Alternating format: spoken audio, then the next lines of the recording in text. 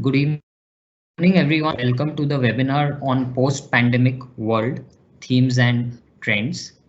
Uh, my name is Dipayan Kothari, and I take care of equity and alternate products at Edelweiss Private Wealth. We hope that you all are safe and healthy, and thank you for taking out time for this webinar. Uh, Today, agenda is to discuss certain themes and trends and why it becomes important. Also, is because 2020, which is the year of pandemic, we have seen a lot of volatility in the equity markets, and we have also seen markets recover from the March lows, which it had hit, not only domestically but globally as well. We have seen this as a year of heightened geopolitical tensions, and we have also seen signs of resetting of global supply chains. So with so much happening around us, we thought that, what could be the various themes and trends that could play out going forward.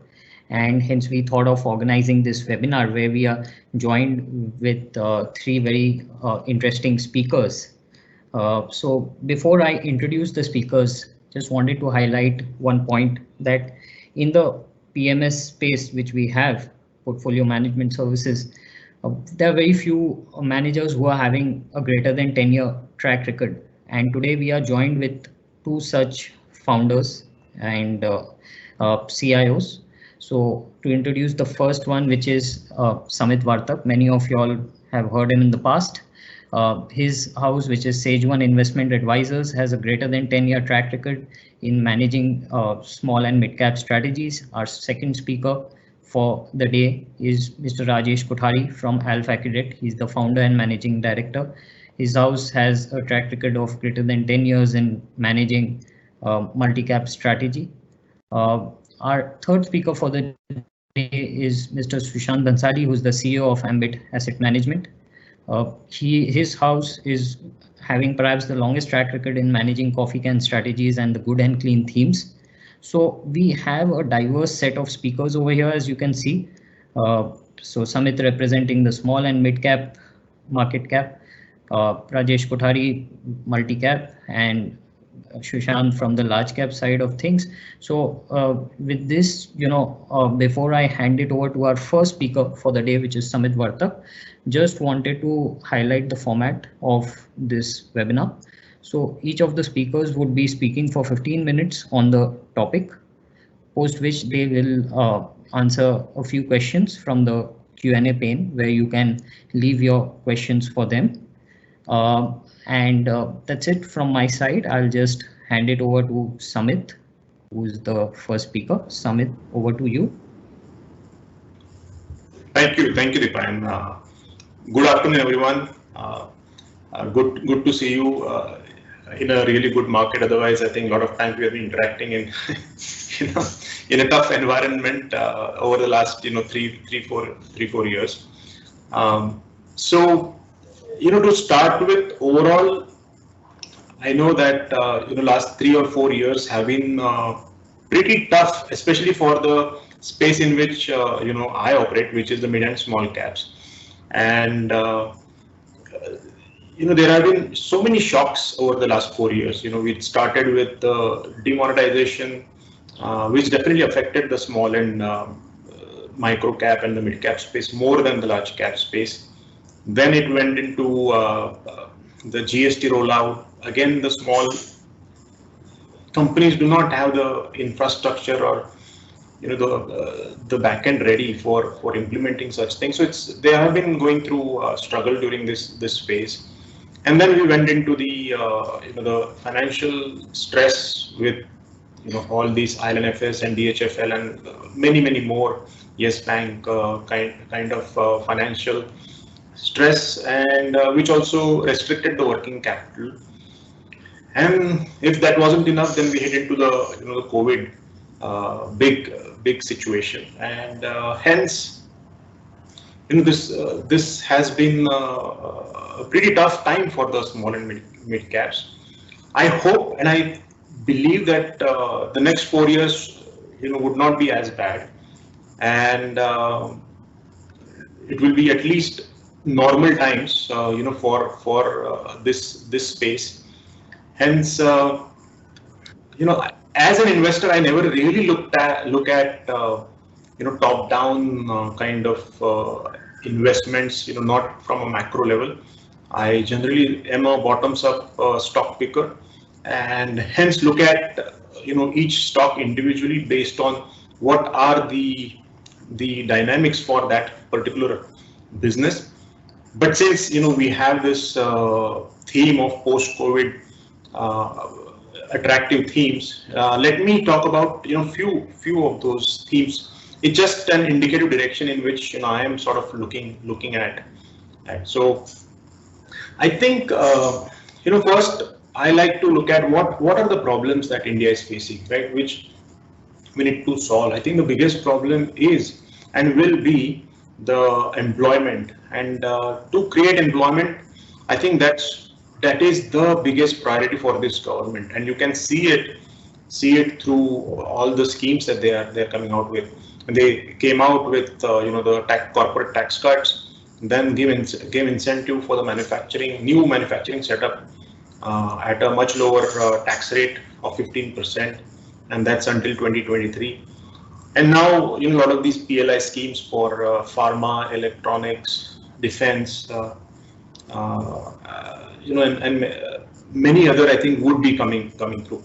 So I think this export, we can't create employment for everyone if just focus on the domestic consumptions. We will have to become some part of the manufacturing for the world, and I think that is not just a choice, but that's a need for us. And from that angle, I think the pharma, chemicals, the electronics manufacturing, white goods, defense equipment, that space. So if you focus on the export-oriented themes, where you just focus on the best in those categories, and the contract manufacturing, whether it's in the CRAMS space, chemicals space, or even the white goods or the LED TVs or mobile phones, that I think it's a long-term structural story. So that's one theme I would definitely focus on. In our portfolio, we do have some of exposures to few players, and of course chemical being a much longer term theme that's been playing out over the last 6-7 years.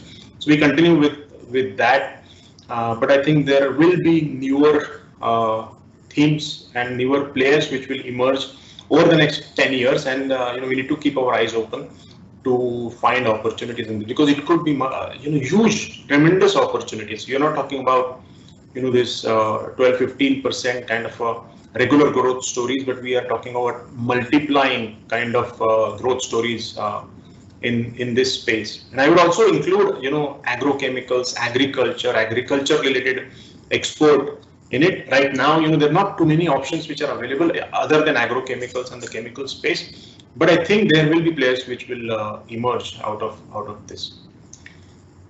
Second theme, which is also, I think, consistent with this same kind of direction, is building material, because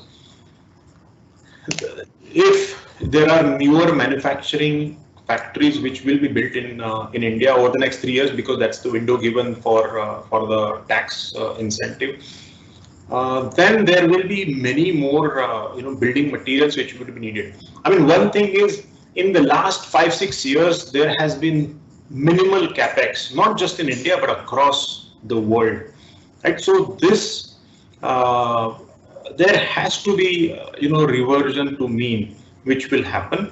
And over and above that, you're specific to India, you're talking about these PLI scheme as well as the manufacturing incentives, and in addition the already existing need for building infrastructure. So for that, I think building material is going to be one of the biggest beneficiaries. And see, generally, I mean, if you know my style, I do not like to play it directly. So, just simply saying by then, go for cement or steel, that's not, I think, where you make the maximum money.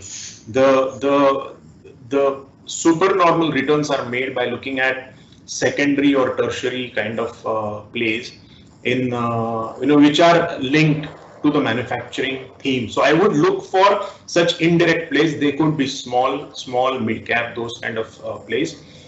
Because the straightforward plays is not where you make the maximum amount of money. So from that angle, you could think of, the building material includes such a wide space. It starts from cement, a lot of metals. It could include structural steel pipes. It could include electrical cables. Of course, the generic tiles. Because now even the tiles are exported. It's not just the India market that you're looking at. You could see the changes. And this space, I think it's just the start, after a long break, that it should do well because of the triggers that I think are available and will be available going forward. And third theme is basically the entertainment and communication, because work from home, we know how important the connectivity is for us. Again, I would not like to go for direct plays. I would look for the secondary, tertiary plays, the ancillary, the back-end plays, where no one really tracks these well, and that's where you get really good valuation, and the opportunity also sometimes in terms of multiplying is much more. So communication related, telecommunication related themes is something that I look for. And then also entertainment related, whether it's the vacations, gaming, because whether you are, people look for outlet, and you could see that the first thing after this long break that people want to do is just take a vacation. There is, I think, and they may not go outside of the country, but it would be probably within the country. And I don't think it's just a short-term kind of play, but something which is much more longer term. There are certain themes within it, certain stocks within it which will be benefited over a much longer period of time. So I would say the export-oriented or the import substitute, contract manufacturing kind of themes. Then the building material, which is related to that, and the entertainment and communication. Those are the broader areas in which I will focus. Of course, as I said, I would not just go into these spaces just for the sake of it. We need to find out companies which are really profitable, which has a long structural opportunity, which are real longer term plays. It's not a short term blip, which tend to come in such crisis situation where you need to be careful. So even if you are able to pick 2 or 3 out of the entire these themes, I believe that we could find which would be probably even better than 10x in 10 years kind of opportunities. And there are at least 2 or 3 stocks in every decade or even more which go up like 50x or 100x. I feel there could be some stocks within these themes which will emerge one of those wealth generators. But it's okay even if you are late. You don't have to preempt and just enter these companies just because you think it will play out, because hope trade is not I'm talking about. I'm talking about better be a little late, but then be sure of that theme or the exact specific stock that you want to bet on for the next 5, 6, 10 years. And it's fine even if you are late and you give up the initial 40, 50, 100%. But once you're in there, it better be a high probability kind of a stock. So I think with that I will end my talk and then open the floor for the Q&A. So if anyone has any questions, you can post it on the Q&A window pane, which would be there on your screen, and Samit can then answer it for you. Meanwhile, Samit, may I just ask you one question? Yeah, sure, please. So, Samit, from whatever we have been tracking you from our product desk, what we have seen is that you were one of the early ones to get into the manufacturing theme. And of late, our tracking also suggests that the manufacturing theme, some of the stocks which are there as plays, have rallied a lot. So you see still further, compounding story in these stocks, or is there some concern on valuation? No, I think, see, so there are two things, of course. One is valuation and another one is the fundamental opportunity. So last 3-4 years have been very difficult for the entire manufacturing space, other than, few companies in that. So I believe that fundamentally next 4 years most probably are going to be way better than the last 4 years, right? So at least you have that as a background. Now, valuation wise, if you look at even the really good quality mid and small cap kind of manufacturing plays, their valuations are in mid-teens, compared to, say, on the consumer side, the valuations would be in 40s and 50s and above that. So you are not even paying one third or one fourth of that valuation. Whereas if you look at their profitability or the debt structure, it's really almost equal to what the consumer players are. I mean, many of these manufacturing plays are generating 25-30% plus kind of an ROCE, and many of them over this tough period have become debt free. And if they are able to maintain such margins during this kind of a tough phase, and if you have a supporting economy, which wasn't there over the last 4 years, I think they could do even better than what they've done over the last 3-4 years. So from that, I feel that valuation-wise, compared to what the range is, the historical range for these players are anywhere from, say, 10 times P multiple to 30 times P multiple. Today they are in the mid-teens or higher teens, which is in the midpoint range. And if you are at the start of an economic sort of decent period, those are not really expensive multiples at all. Sure. Thank you so much, Samit. One question which I have received is your take on the auto sector. You see it coming back? See, auto is something where I am really, see, in the short term, I completely think that there was pent-up demand as well as there is incremental demand, because, of course, people don't want to take public transport, and even the public transport hasn't started. So there will be incremental demand. But longer term, I think there are a lot of disruptions, which could come. I mean, there are predictions that next year the cost of battery in the electric vehicle is going to go below the break-even point when you compare with the combustion engine, right? So you don't know and how that is going to play out, because people may want to wait and watch. People may not buy the combustion engine, and hence I think structurally you are sort of in a downtrend, not just in India, across the globe. And it's not just started this year, but it started 2 or 3 years back.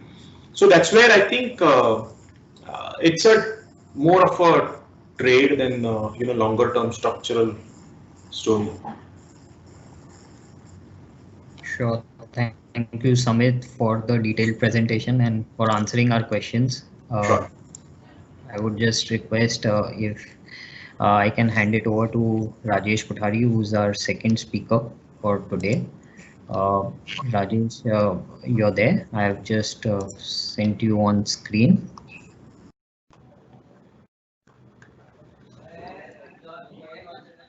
Hi, Dipan.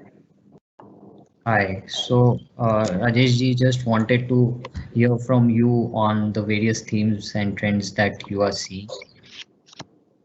Great. Good evening, friends.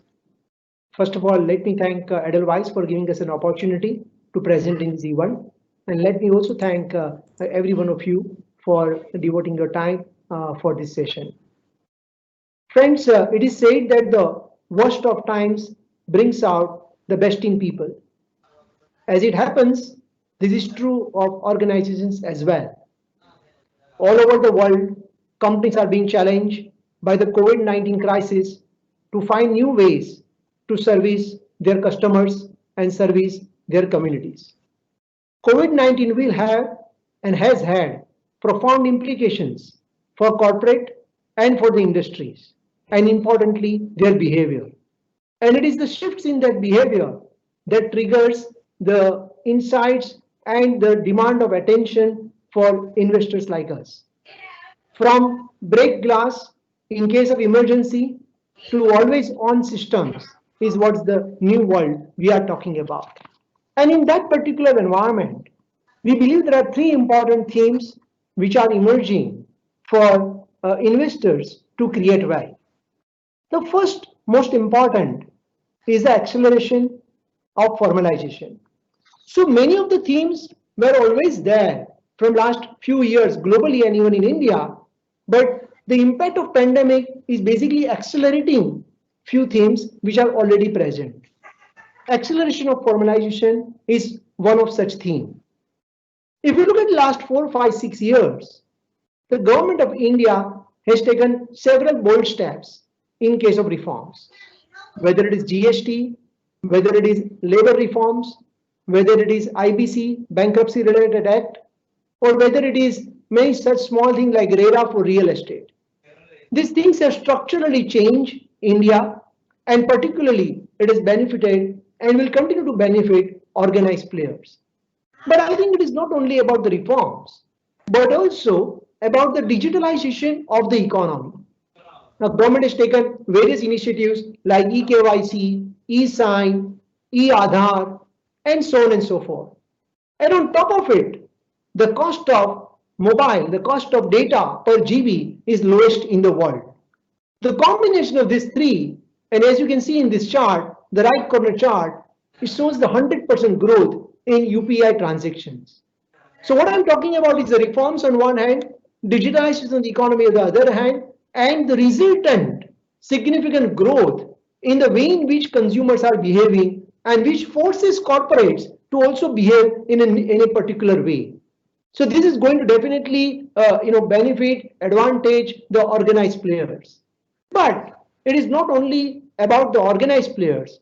More importantly, what is important is that what and how that particular corporate within the organized players behaves and changes the business model.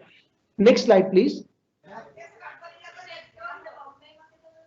If you look at this slide, we have given the number of examples, number of industries. For example, the first industry is fashion retail industry. Huge size of industry, 3,500 billion. 73% is controlled by unorganized players. So naturally, an investor would think that if I invest in the top 5, top 6 players, I will make money. But actually it didn't work out because within organized players, within top 5, in fact, only Trend reported double-digit compounded revenue growth in last 5 years. Shoppers Stop, in fact, reported degrowth in last 5 years. And same is continued story if, for example, you take cement industry, where 100% is organized, but there is a big difference between player A and player number 4 and player number 5. And if you extend this example to, say, retail grocery, DMart, of course, is clear winner with strong double-digit compounded revenue growth versus, say, for example, Spencer, which reported very flattish growth. And of course, you know what happened to Future, which sold their business to Reliance. In fact, a sector like logistics, where 97% is unorganized, but that didn't give the benefit to the second player versus first player like TCI Express, so which we own, for example. So many examples which I share in this presentation, kindly please put a disclaimer, we own such companies for our PMS. So we hold company like say TCI Express, which reported strong compounded revenue growth versus the second player in the industry. So what I'm trying to say here is that it is very importantly that how the corporate, that particular company in which one is investing is changing itself to cater to the requirements of their consumer. Let me give one example here. One of our portfolio company, Britannia, on 9th April, I'm talking about the 9th April, which is just probably second week of lockdown. The company started the Dunzo app by which you can get the biscuits delivery at your doorstep. contactless delivery I'm talking about on 9th of April. That's the speed, that's the agility. And it is that which helped Britannia to report 26% revenue growth. I'm talking about April to June quarter and 100% profit growth. And likewise, so on and so forth. So I think it's very important that organization, how adaptive they are in responding to consumer behavior. So that's the first trend, the acceleration of formalization. The second thing, next please, is China plus one strategy. Now, of course, as you all are aware, China is world's largest exporter, accounting for roughly 13% of world's export. And there is a growing realization across the world about how to reduce the dependence on just one country, that is China. And right now, India is working as a very strong insurance for global companies who have a supply chain based out of only one company, which is China. And this factor is actually started 3 years back. It is not. It is less to do with COVID. It was already there because of the tight environmental norms, increasing compliance in China. For example, from the labor perspective, if you look at the supply chain disruption, and of course, very recent, the anger from the world. And India has surely to benefit of it. Our infrastructure deficit is reducing, land reforms are happening, labor reforms are happening. But very importantly, India also has a technical competence. Three major sectors which we believe are going to get benefit out of this is the first, specialty chemical, second, pharmaceuticals, and third, electronics. Let me take pharmaceuticals because that's a very, very well-known sector for all the investors. If you look at the Indian pharmaceutical sector, we have one of the widest menu card to offer to any global pharmaceutical giant. Widest menu available. There are roughly about 1,300 APIs which are applicable for human beings. And India as a country has probably more than 55% market share when it comes to number of APIs. That's the kind of domain what I'm talking about when it comes to technical competence. If you look at the USA generic prescription, the top 10 US players market share, it is reduced from 65% to 47%. I'm sure many of you might be aware that number of API, which is called active ingredient facilities, which are supplying to US, it has declined in last 5 years by about 9 to 10%. Because US FDA, they started increasing the fees to visit a particular facility. And China, the number of facilities have reduced by almost 35–40% because they could not afford such very high fees. So India has a natural advantage. In fact, India is the only country which has increased number of facilities in last 5, 6, 7 years. So India is a widest menu available. It is considered as a pharmacy to the world with 20 to 25% of global generic export volume market share. We believe that Indian pharmaceutical sector is going to benefit immensely over next 3 to 5 years, backed by right product launches, less pricing pressure in US market, and of course, very strong balance sheet. And the very strong balance sheet the company enjoys. Second very important sector on which we are very positive is specialty chemical. India's specialty chemical sector has been gaining favor from global players from last 3–4 years. It is not for the first time. But considering this global, they always first test you out by giving a small order, small batches, they test your capabilities, they test your environmental norms, they test your compliance norms, and once you are ready, then the order size becomes significantly larger. One of our portfolio company, for example, has received 3,000 crore order from their customer compared to their current revenue size of only 1,000 crores.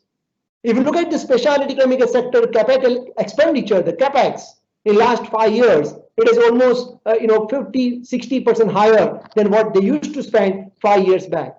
So we believe that Indian specialty chemical industry is rightly positioned to take benefit of the China plus one strategy favoring India. Last but not least, let me touch upon electronics.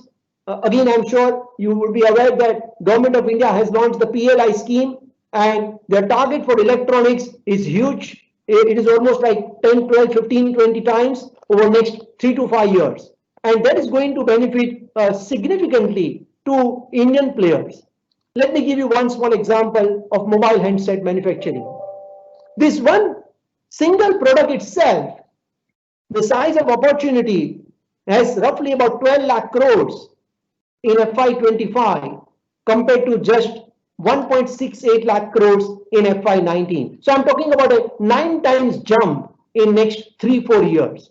And that will surely benefit, one of our portfolio company, which has a probably current revenue of 4,000 crores. And we believe that company has a potential to do revenue of 5 times from its current size. Last theme, but something very important thing which touches our everyday life. Next slide, please. Is automation and innovation. I'm sure all of you are aware the automation is increasing in our daily lives, whether it is robotics, whether it is artificial intelligence, whether it is machine learning, or whether it is cloud computing. And that is resulting into 20% savings for corporate, 20% improvement in productivity, and more importantly, 20% improvement in effectiveness. And there are global players which are at the forefront of automation and innovation. Fortunately, in India, we have few of such companies which are subsidiaries of global companies which are spending roughly 4 to 5 to 6 to 8% of their annual revenue into research and development. Let me give you a few examples. Honeywell India, the parent, I'm sure you will be aware, the Honeywell Global, and they have launched very recently Honeywell Forge. Basically, it is a new software which integrates all the data points and throws the right relevant insights to the customer. And similar is true for 3M Global, which spends billions of dollars every year on R&D. To summarize on key important themes, I think two most important things which matter the most is resilience and agility. Resilience gives you survival. Agility gives you growth. In terms of our strategy at Alpha Equity Advisors IOP, we strongly believe in 3M investment approach: market size, market share, and margin of safety. We invest in companies only if the company is leader, top 5 player in its own industry. We strongly believe the leadership character helps the company to navigate up and downturn of the business cycles. Very importantly, of course, we buy provided right management, right balance sheet, and right governance. Last but not least, we strongly believe that buying right is only one part of story. We constantly monitor the portfolio companies, and if there is any change in business models, then we are not hesitant to get out of the companies with a very strong self-discipline. So that's it from my side, and I'm very happy to take any questions. Thank you, Dipan. Thank you, Rajesh ji. We'll just wait. There are questions on the question window pane. I'll request others also to start putting in their questions, if any. Meanwhile, the question which has come, it's for Samit. So I'll first close the questions with you, Rajesh ji, and then I'll ask the question for Samit later on. So first, Rajesh ji, you don't mind if I ask you a question? Yeah, please go ahead. So, so do you think there is a disconnect between the economy and the market? And what is your take on the Q2 earnings, which we are seeing right now? So I think, that was the fear in the minds of investors that while markets are moving up and economy is not moving up, but I think, underlying economy, market is always ahead of time. It is always 2, 3, 4 quarters ahead of time. And right now what we are seeing actually is what market was telling you in month of May and June. And this is visible in second quarter results as well, because if you look at the companies which have reported numbers probably till 31st of October, I think 55% of BSE 500 companies have reported positive growth on YOY basis. And if you look at the EBITDA performance, 68% of BSE 500 companies have reported YOY EBITDA growth. Generally, there is an assumption that if revenue declines by 2%, operating profit declines by 5%. But this time, it was something completely reverse. Revenue degrowth versus operating profit degrowth has been significantly lower. In fact, if I look at our own portfolio, 68% of our portfolio companies, has reported. If I look at BSE 500, is 68% who have reported positive EBITDA growth. If I look at our portfolio, 90% of our portfolio company, 90% of portfolio companies have reported positive EBITDA growth. So I think second quarter has been very, very strong across sectors, and there is a positive surprise for the market and for the investors.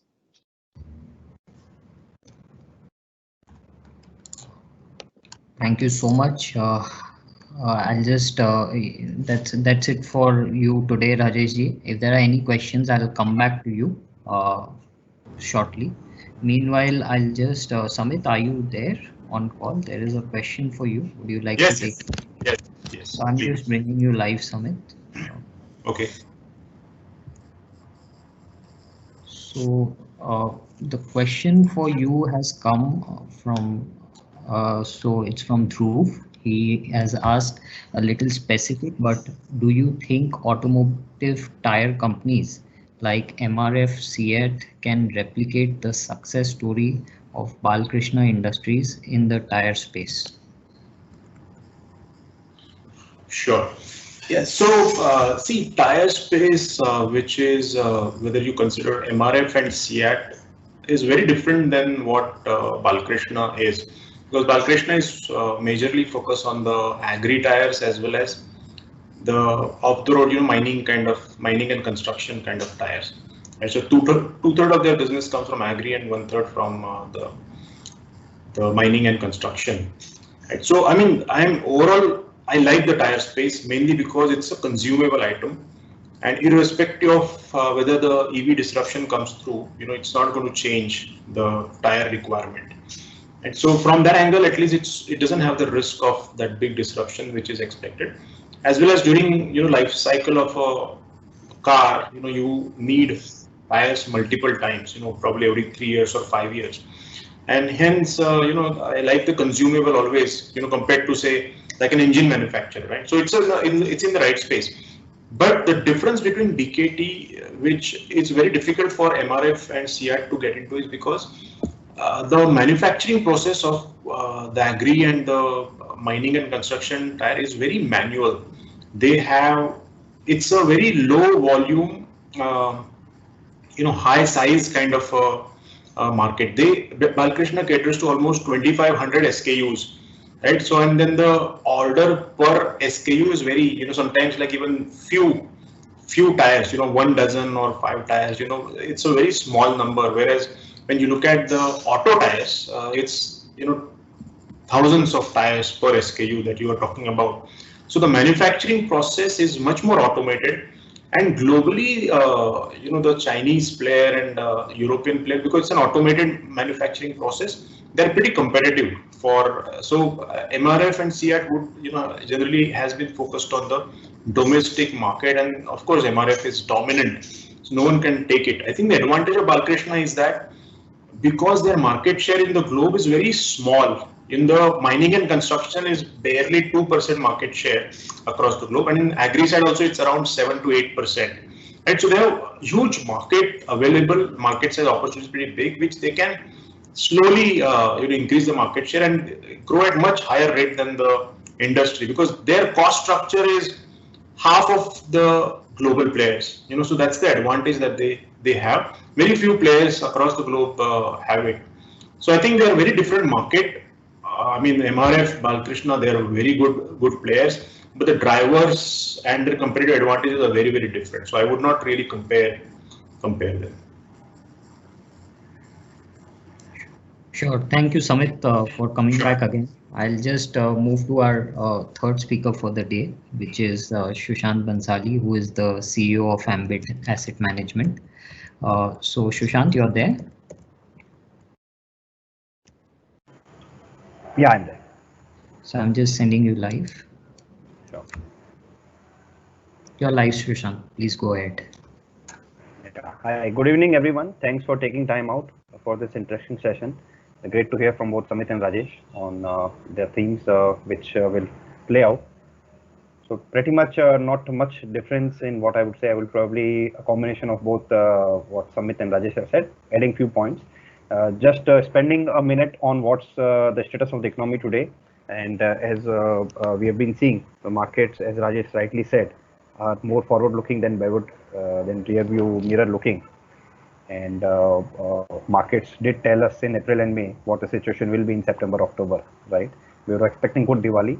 And if you look at from whatever we are looking out in terms of surveys from malls and from dealers, checks and everything else, it seems to that there has been a good pent up demand, which has been surfacing out. People are now sort of a bit fearless and moving out, whether you look at the mobility data from Google or whether it's from the mall owners which are looking at footfalls every day, or whether the online sales on e-commerce, the two large behemoths, both Amazon and Flipkart, both have delivered superb numbers so far, which means the pent-up demand of not spending for a long time is driving people crazy and spending lots and lots.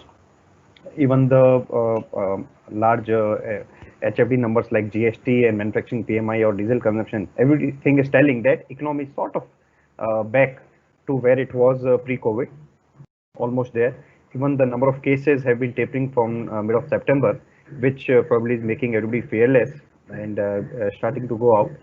We'll have to wait and watch how the trend continues. Can you move to the next slide, please? As we have seen the recent cases in Europe, if you look at the bottom three charts, suddenly the second wave has splurged, and it's like a 3 or 4x in many countries, whether it's Italy, France, Germany, and many such smaller countries as well in Europe.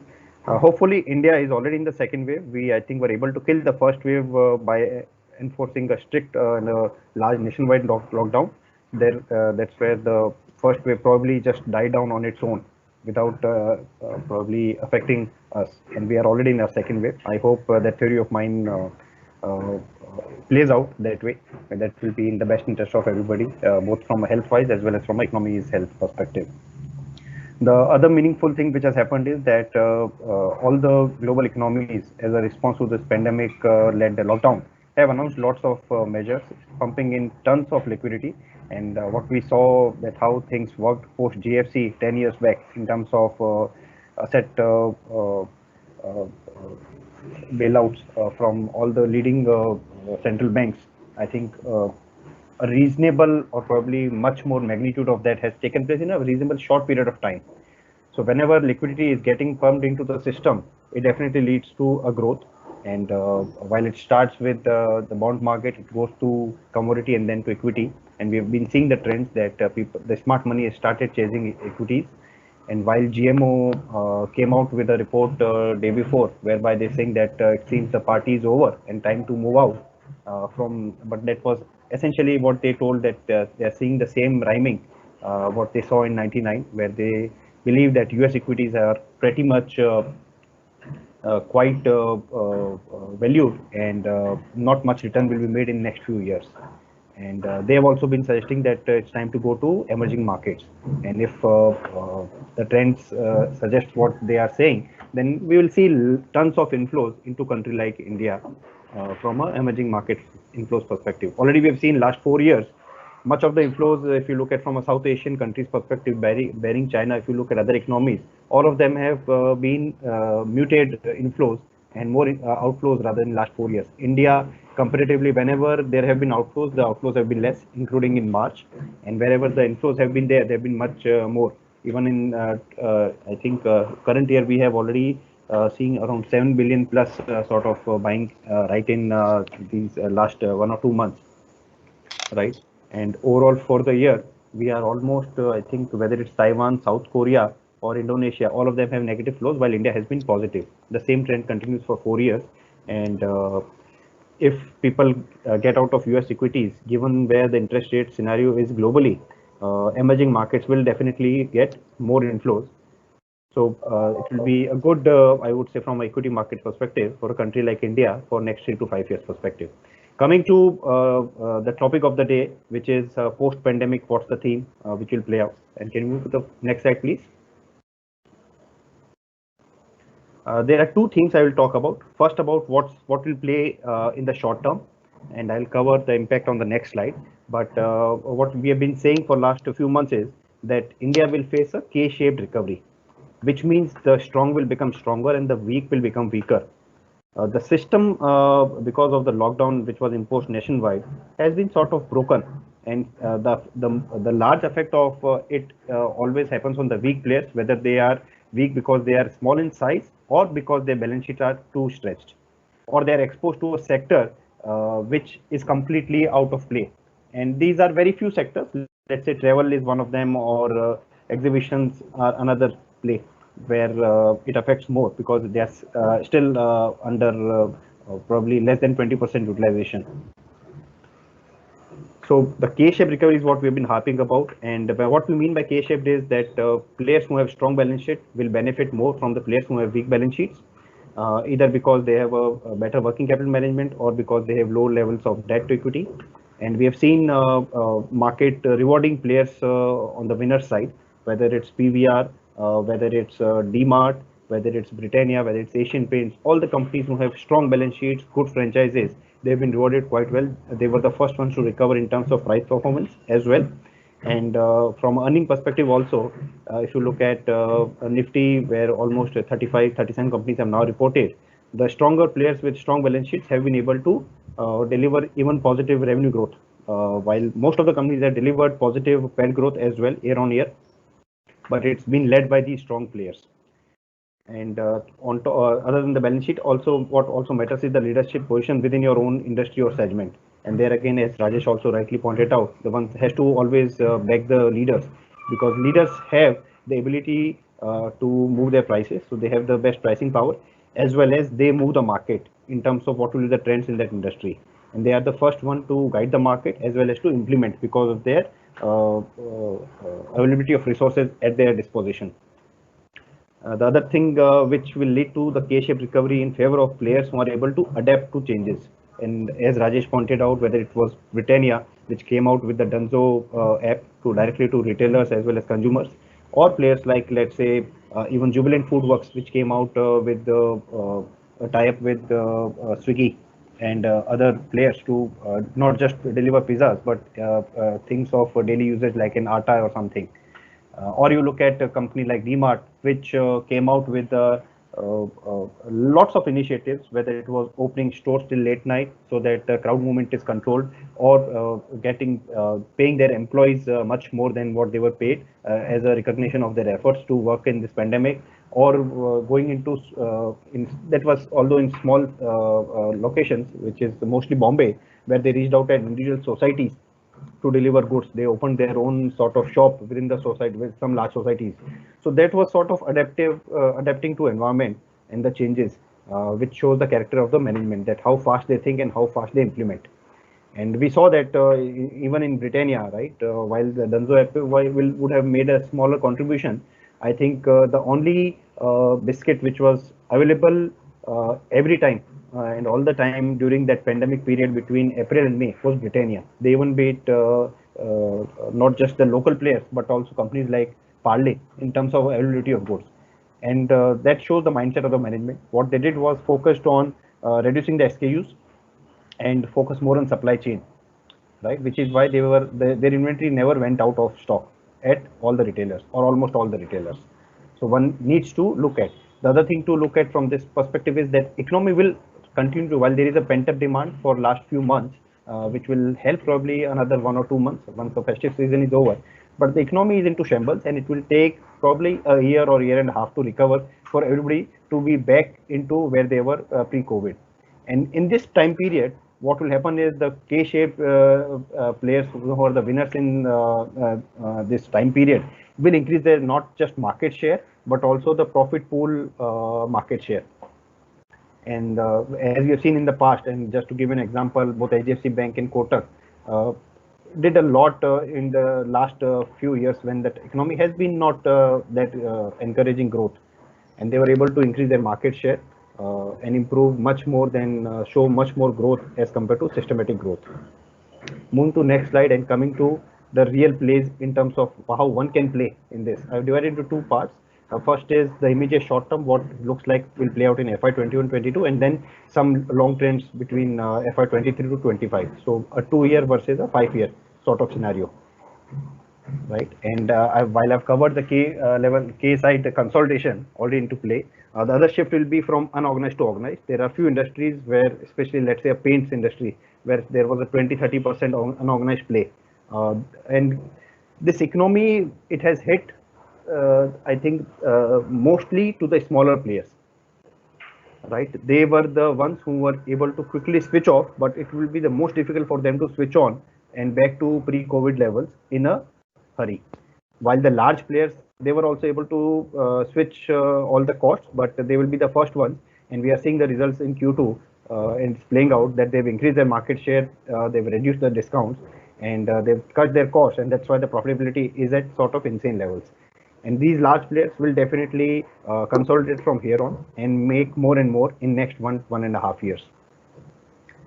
The other trends which we have seen is that the travel has come down massively, and it has repercussions on not just airline companies or let's say railway companies like ticket counters, because in India, a country like India, where there's too less a choice to invest into well-governed, well-managed companies, right?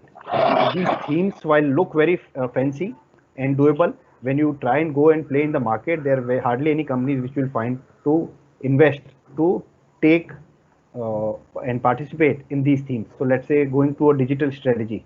Now there is no one company which you can go and invest in. This will make the most because of the digitization, right? We don't have any company which can make routers at bulk, right? From a broadband perspective, or let's say from a fiber cable perspective, or let's say from a broadband company's perspective, right? There is no one player which you can play, because let's say the largest player, which is Jio in broadband, because they have combined many smaller cable players as well. Even their reach is quite small. It's too fragmented a market. So most of the companies in all these themes, if you see, are unlisted companies. So it's very difficult to play in a country like India on the listed side to play on short-term themes and make the most, because even if their business is there, it's so small within the overall thing that the theme just gets lost within the whole company. China plus one impact, Rajesh already talked about, so there's not much to add there. I think that's the reality, that for next 1 to 2 years, there'll be lots of companies, especially in pharma and chemicals, which will play out. But in the long term, definitely people are looking at it's not just as China plus one or an insurance, but also as to where can they have it's not about probably just China, it's about the whole world, where people would want to have more than one centers for protection, because the whole system stops if there is a cog in the wheel somewhere. So it will have a ripple effect, and as Rajesh pointed out, that there will be few incentives from government or state governments and the land and labor reforms which the government is trying to undertake. They all should help and get a lot of global companies to invest into India, and we see a lot of FDI coming into this country, which will create more and more jobs, which ultimately will lead to more and more consumerism, which is what this country is all about. In this country, if you have to make money, it's financials and consumers and nothing else, which works from a sustainable perspective. Every other business has a cyclicality attached to it. We saw what happened to pharma in last few years. Right? There is some factor which gets attached, and you're not able to get a secular growth. And it's very difficult to time these things. Right? People were lucky who invested in pharma and chemicals 2 years back. If you was investing in India, in these countries in today's environment, I don't know how much is left, how much juice is left to make money. And in terms of other long-term themes, insurance is one which we believe will spread like rapid fire. People have seen from naked eyes now that what's the value of insurance, whether it's on the Mediclaim side, which is health insurance, or whether it's on the life insurance side. The last 10 years, we have seen the focus has been more on investing side of insurance, and people have bought insurance more from an investment perspective or a tax saving perspective. Right? It's not from a protection perspective, but that trend will change big time, both in general insurance as well as life insurance. Well, protection will be the driver from here on.